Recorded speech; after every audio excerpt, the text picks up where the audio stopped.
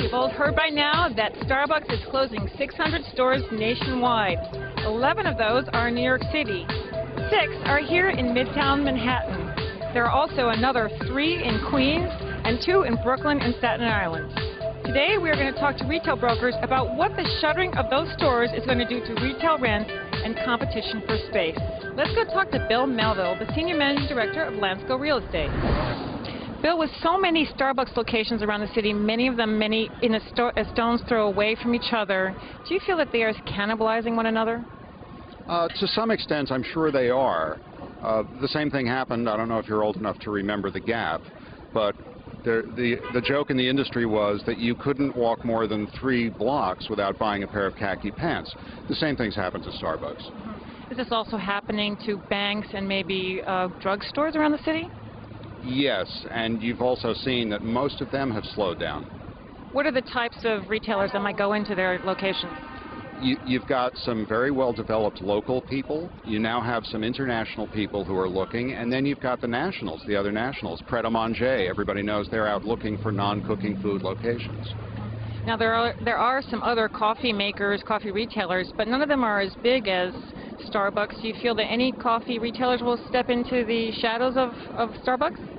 A number of the nationals that you see at places like the ICSC convention in Las Vegas, who have looked from afar at New York, may be looking at this and saying, this is our chance.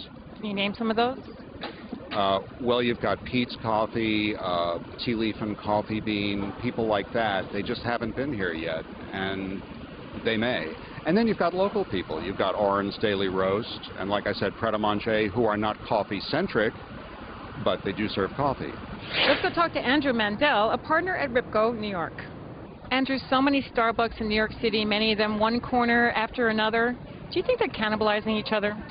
I do, actually. I think that in the natural course of progression within retail growth, especially in a city like New York where you can do multiple locations, and Wall Street is so prevalent for public companies, the tendency is to open as many as you can. What typically happens is that as you open more and more, you realize that you are affecting existing locations, although you're just not sure until a year or two later how much. Starbucks pushed aggressively into Madison and Fifth Avenues where the rents are very high. Now that they're leaving, do you feel that it'll affect some of the rents there? On Madison Avenue in Midtown, I think you may see a slight drop in rent there. Certainly less competition for space. Pulling them out of the competition will definitely will create some more opportunities for other retailers. Fifth Avenue is very different. It's undergoing a makeover as we speak in the 40s. The retailers' volumes there are very, very high. There aren't many small stores there either, so I think that on the Fifth Avenue side of things, that I think Fifth Avenue remains strong and actually is one of the few markets that's growing in a positive direction in Manhattan right now. Very interesting. Okay, now thinking a little bit about how Starbucks has established itself around the country and in New York, and there was even a mention of Newark, New Jersey. They symbolize a little bit of the company that comes in before a retail market moves up. Do you think they will continue to do that, and do you think they should, given the fact that their performance has slipped?